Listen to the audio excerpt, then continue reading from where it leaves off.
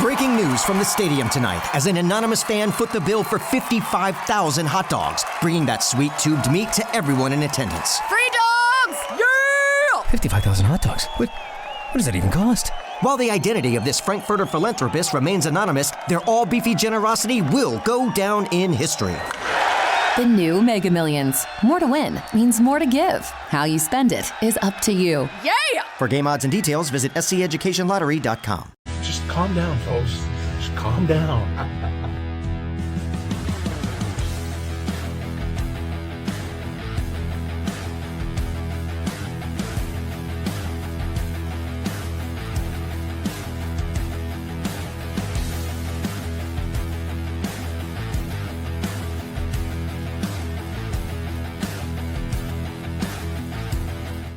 Well, after a stinker game 3 for the Edmonton Oilers, we get ourselves a third overtime game of the Stanley Cup Finals between the Edmonton Oilers and the Florida Panthers, with the Oilers coming out on top 5-4. So the series is all tied at 2. We'll get into the heart of everything.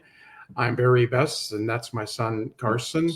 We are the Best Boys Center Ice podcast. You can get us on our YouTube channel.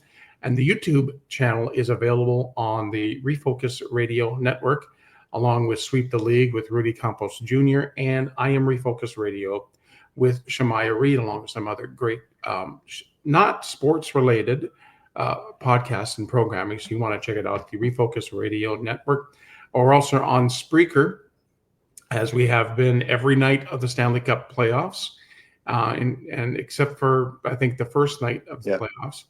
And, of course, I'll be doing a TikTok here in a little bit to wrap up the Oilers game against Florida. So, scenario, probably the worst game played by an Edmonton Oilers team in the history of the team in Game 3. Really, when you looked at Game 3, 6-1, the way that the game went, I really felt that, Florida had it. As much as I didn't want to admit it, Florida had it. Then they get into tonight's game, Carr, and there they go. Three goals in the first period, 2 power play goals by Matthew Tkachuk, and Lindell gets his 6. So it's already 3-0 after 1, and the Oilers find themselves, back up against the wall again, like they've been there before. Then we get into the second period, power play goal by Ryan Nugent-Hopkins. And then that was at about 3.5 minutes in. At the 12:47 mark, it was Darnell Nurse getting his third on a beautiful little shot that just went above Bob's shoulder. It was for a defenseman. That was pinpoint accuracy. Vasily Podkolzin, who we've been talking about a lot, as kind of waiting for him to break out. He got his second, and that tied the game at 15:05. So just a minute or so later after Darnell Nurse's goal. Then in the third, the Oilers took their first lead of the game with 13:36 gone. Jake Wallman, just a rocket from the point, made it 4-3. But late, really late, 19:40, 20 seconds left. Guess who? Sam Reinhart. He gets his 6th of the playoffs to tie the game and send it to overtime. And I know, Carson, you'll probably get into this as well. Overtime. First period was all Florida. Second, third period was all Edmonton, except for that last goal. Overtime pretty much was dominated by Florida. But as it happens, a lot of times in overtime, the team that is dominating overtime gets scored on. And it was a typical garbage overtime goal, but it counts. Draisaitl off of one of the defensemen of the Panthers to get his 4th overtime winner of the playoffs so far, which sets an NHL record. And the Oilers walk away now with a series tied. 5-4 was the score. And we head to Game 5 in Edmonton on Saturday. Okay, Carson, I know you had some thoughts about the game yourself, so I'm going to let you go and take it from here. So what an awful start, first of all, for the Oilers. I mean, as bad as you can get. Again, discipline. I mean, they took 3 careless penalties to start that game off. And they got burned on 2 of them. Tkachuk, 2 power play goals, and then Lundell's late goal. And then the Oilers kind of reversed it. Panthers took 3 penalties. Oilers got power plays. They converted, and they tie the game back up. So this game, I think, is Stu's last Edmonton game. That's it. I mean, Period. Period. he had all of his opportunities, and he you know what, I get it. Like, they had a 5-on-3 that they scored on, but he hasn't been that number one guy, and there's no way that you can say that he's going to be number one for the Oilers in the future. No, nope, he's done. He's not playing anymore this series, barring that the Panthers do what they did to Stu last game to Pickard in Game 5. He's not playing, so I think this is his last game. Big kudos to the Oilers to get this one done. I mean, backs against the wall. Obviously, you go down 3-1. Honestly, I think if they go down 3-1, it's done. They're not going to win. I think Florida learned enough from last year to not have that happen again. That it was really important. Obviously, some breaks went their way. The overtime post hit by Bennett that they almost converted on. And then the Oilers get, what we said, kind of a garbage goal. Really, nobody's fault on that one for Florida. Mikkola tries to get in the way of it. Bob's not ready for that. I mean, it's how it goes. Okay, this is my controversial opinion. You're probably not going to like it, but I think it's true. I think this year's Oilers team is not as good as last year's. I watched this team. I don't think they're as good. I think depth has disappeared, other than Bod Colson finally got on the board. The team is simply being carried by McDavid and Draisaitl wanting to win the cup, I think. I don't think, as lines 1 through 4, pairs 1 through 3, this team is as good as last year. I think they're not. I think they're worse, if I'm going to be honest. I mean, I know they got through Vegas, Dallas pretty quickly, but watching them play the similar Florida Panthers team, I just think 5-on-5 they are outmatched. I think the bottom 6 of Florida definitely outplays Edmonton's bottom 6. Again, good for Edmonton to get this win, but again, this is kind of, I think, where we vary. I think Florida controlled 40 plus minutes of this game, and Edmonton controlled the second period, and that was about it. And I mean, they got it done. Good for them. They got it done, but I think that the top pairings or top lines are contributing, and the bottom 6 isn't really doing anything. I called you during the intermission for overtime. I think that Kane needs to get the boot. I think he's taken so many penalties, and he hasn't really contributed much to anything in the final. I think you send a message to him like, look, dude, like, I mean, that could have been very costly to the Oilers at the beginning of that game. Obviously discipline, but he's just been undisciplined the whole time. And I mean, it's not like he's done that and he goes right out and he scores a goal or sets up. He really hasn't done much of that at all. Not to rag on Edmonton. I think it's great that they're here and that they've won these games, but I think that this team, just watching it compared to last year, they just seem to be a little bit behind where they were last year, just as far as depth.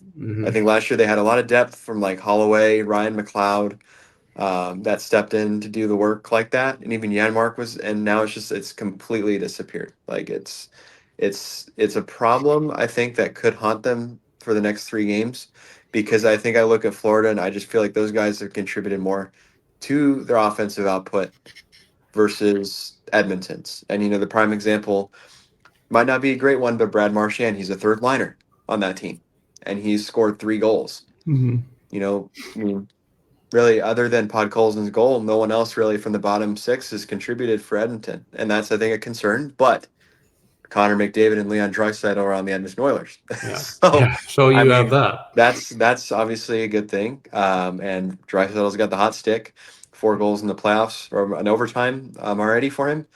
I just think, personally, just watching that, I think that's something that could haunt the Oilers, is that depth not being around. Now, another thing to think about, what do you do for Game 5?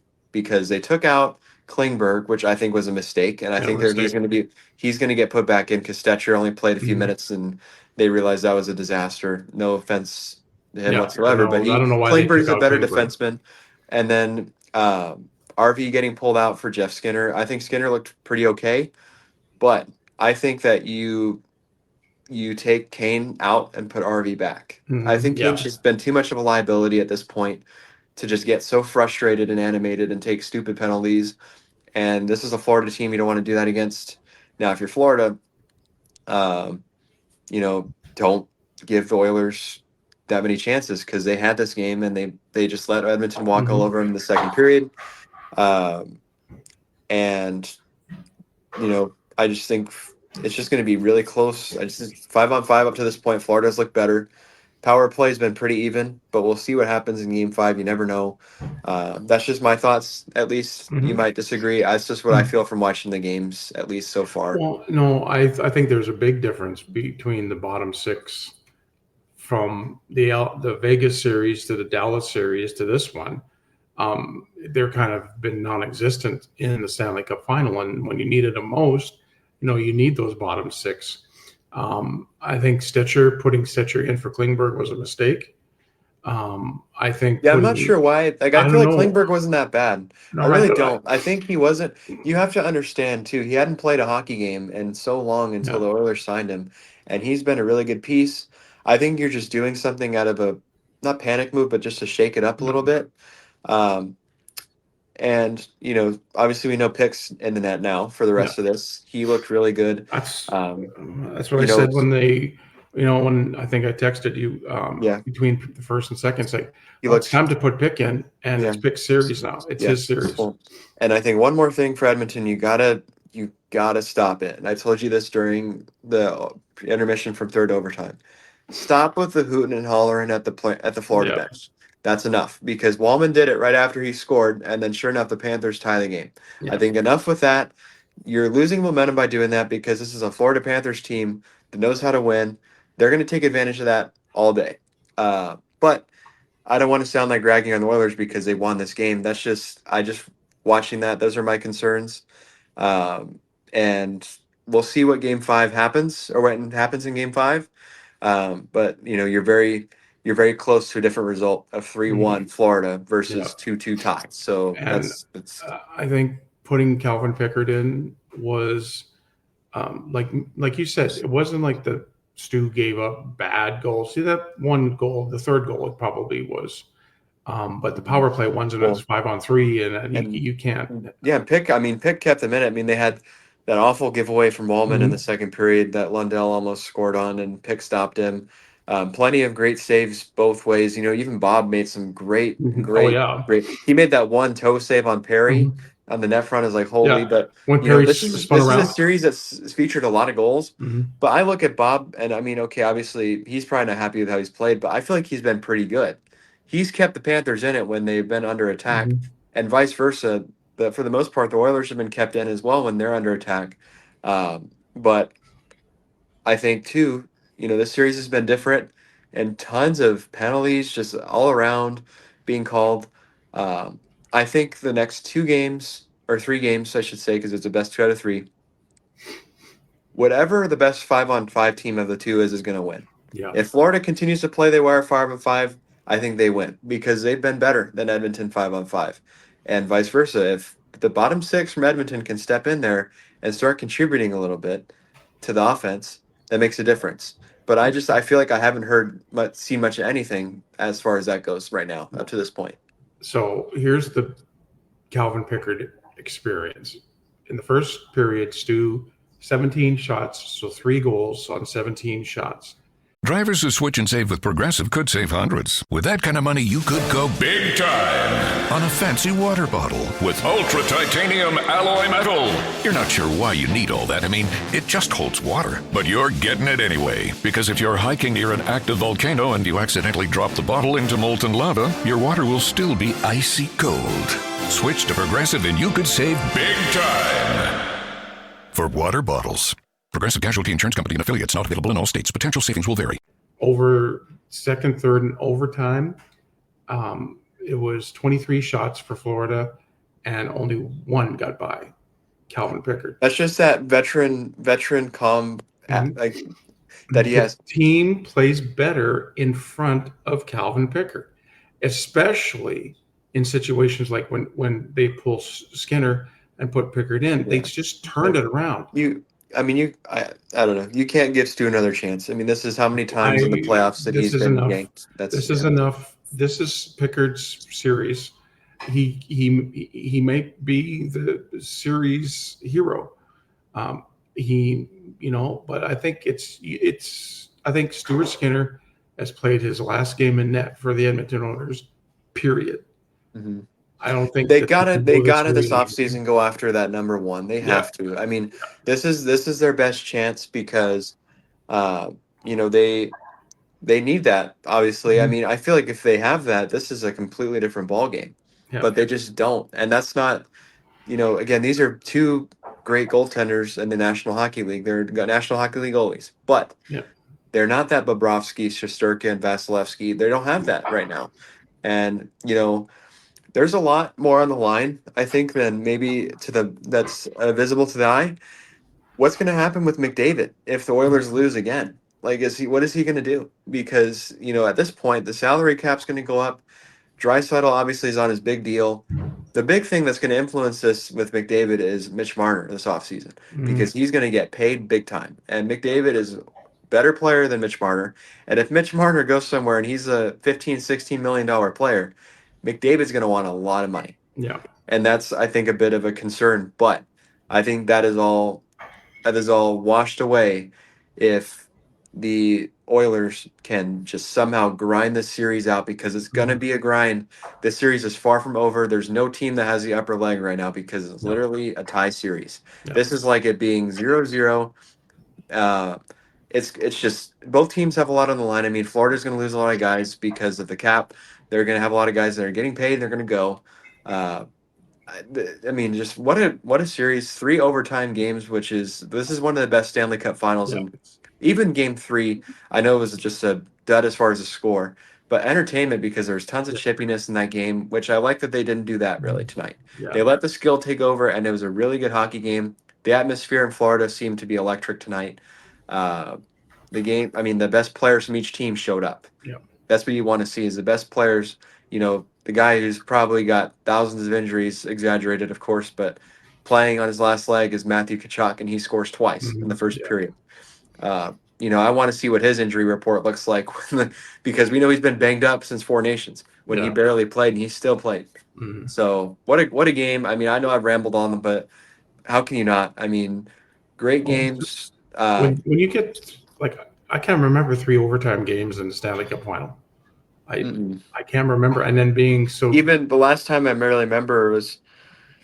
Mm, Pittsburgh, San Jose had 2 in 16, but each team won one. mhm. Um, Other than that, I I can't mean, could really you think of. see? Could you see this year? Since I just saw a flashback of this, the anniversary of the Chicago Blackhawks 2010 Stanley Cup. Could you see this year's Stanley Cup winner being in overtime? Oh yeah, oh definitely, definitely. I could definitely see the Imagine this: game winner being. Game 7, Rogers Place. Oh man, The the new king himself, Connor McDavid, 50 miles an hour, blazing up the ice, turns inside and out, backhander, Stanley he Cup. he had a sweet move that almost Oh scored yeah, on that all the play. credit to Bob on stopping that Yeah. one too. I Yeah, want jeez. to I want to take a moment to congratulate Connor Hellebuck. He was voted not only the Vezina Trophy winner, but the Hart Trophy winner as well. Definitely deserved it. Leon Draisaitl was second in Yeah, voting. Hellebuck. I mean, okay, I know he had a bad playoff, but this is a regular season award, and Hellebuck literally was the best player this Yeah. season. I don't think there's any question. He's the reason Yeah. why Winnipeg were One more thing I presidential. want to take time on because we missed this the other day. I'm not sure if it happened. I think it happened the day that we did our last show, but there was a announcement of retirement this week that happened earlier. TJ Oshie retired. Yeah. Obviously, won the Stanley Cup in 18 with Washington. Was a thorn in this, as Kachuk was to the Oilers. Oshie was that to the Penguins because golly, he was just such a pain in the ass to play against. But he had the legendary moment in Sochi where he won the USA that game in penalty shootouts. But great career for him. Unfortunate it ended the way it did because of injury. He couldn't play this last season, but Stanley Cup champion. He did all that. He accomplished what you wanted to do as a hockey player, and he was a really good one too. So big kudos to him. But yeah, congrats to Hellebuck. And then obviously the other award winners so far, Lane Hudson won the Calder Trophy the other day for Rookie of the Year. Carberry from Washington won the Coach of the Year. The Jack Adams from No Surprise. But yeah, Andre Hellebuck deserved. Kopitar won the Lady Bang. Yep. But you're right. Hellebuck deserved this 100%. No matter how he played in the playoffs, he's the reason that the Jets won the President's Trophy. No doubt. So we're going to wrap things up tonight. It's the Edmonton Oilers winning in I have overtime. a question. Yeah. Sorry. Okay. How do you feel about that Kreider trade? I think it's going to be good for him. I think, as I texted you, is this going to be a mass exodus out of New York City? He's going to be a leader on that team. Yeah, I he's could going to see be him. a leader on that team. I could see him being wearing an Anaheim's A. going to get better and better. They're going to be in playoff contention this year. It's just they're getting the right pieces. They get a couple of more pieces, and they could make another run. But I think I'm going to almost guarantee mass exodus out of the Rangers organization from a lot of players. They revamped everything. They pretty much got the coaching staff of the Penguins behind the bench now, and this year's it. I think if they keep those guys, how many years are they going to keep Panarin and Zibanejad and guys like that there and not win? I don't see them winning. But good for Kreider. I mean, he gets to. He signed. He's like, I want to go to Anaheim, and I think this is a good place for him. As much as he hasn't won a Stanley Cup, he can be a leader to that team, and he can show those guys, and maybe be a part of something special in the few years. You never know, because we've seen crazy things happen in the sport. That is all, after all, the Disney team. So that could be a magical. But I'm excited to watch it. I think guys from the Ducks, the young guys, are excited to have him there. And I think it'll be a good place. But I wanted to see your thoughts on that, because I was very intrigued when I heard Anaheim. I was like, okay. This made that team a whole lot better. And I think he's going to be happier too when he's playing in Anaheim. He's one of the most underrated goal scorers. He had a 40-goal season, not this year, but the year before. And one of the better shorthanded threats. He's going to be such a great piece for the Ducks, and I'm excited. I mean, we've talked about it. The California teams are really entertaining. Obviously, the Kings, we know how good they are. And we talked about the Sharks the other day, that their record may not be good, but they're very entertaining to watch. And this Ducks team is going to be the same. They're going to be a very fun team to watch. And I'm excited to see how Kreider does in California now. Yeah, I think he's going to be a great fit for the Anaheim Ducks. Now it's next is McDavid to Pittsburgh, 2025. I'm ready for it to happen. Not going to happen. Sorry, one for one. McDavid for Jari. I'll get your starter. No, thank you very much. We don't want. I know. No, I can't blame you for that. So we're going to wrap things up tonight. Game four. Edmonton wins in overtime 5-4. Instant classic Stanley Cup final. Exactly. The Oilers tie the series 2-2, heading back to Edmonton on Saturday night, 7:00 Central Time.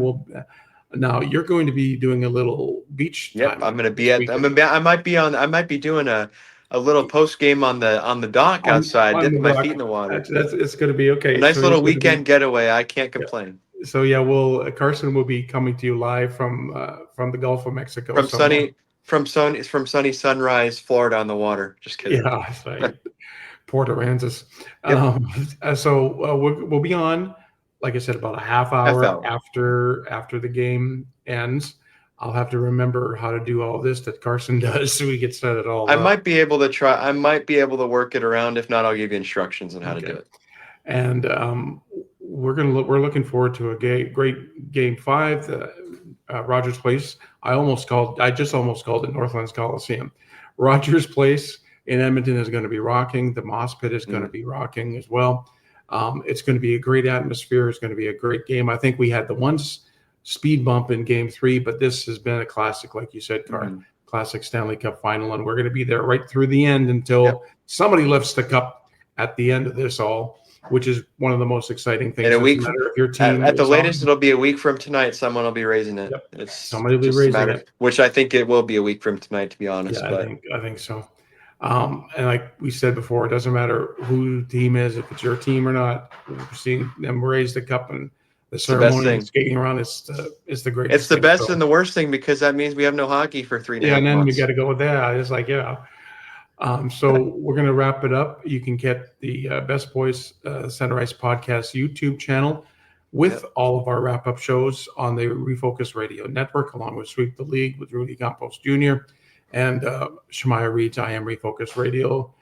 This will be on there tomorrow, along with Spreaker. And then in just a few minutes, I'm going to go on TikTok, and I'm going to do a post-game for the Oilers win over Florida. Great series, great game. And thank you again, Carson, for all this great stuff with the graphics and the intro. And in the meantime, and in between time, everybody, Have a great hockey night. Having a life scholarship and being able to afford to go to college made me feel inspired to go. When I got a life scholarship, it was such a relief. I knew that I wanted to have an impact. Having a life scholarship through the SC Education Lottery was huge. It gave me the opportunity to make that impact right here at home. The South Carolina Education Lottery. A better you, a better us, a better South Carolina. Visit sceducationlottery.com/betteryou.